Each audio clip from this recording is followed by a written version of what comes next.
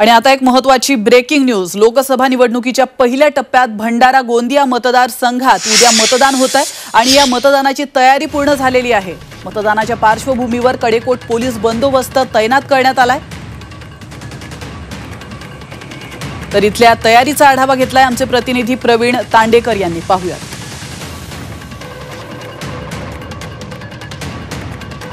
भंडारा गोंदिया लोकसभा मतदारसंघ हा पहिल्या टप्प्यात मतदान होणार आहे। एकंदरच भंडारा गोंदिया जिल्ह्यामध्ये 2133 मतदान केंद्र आहेत।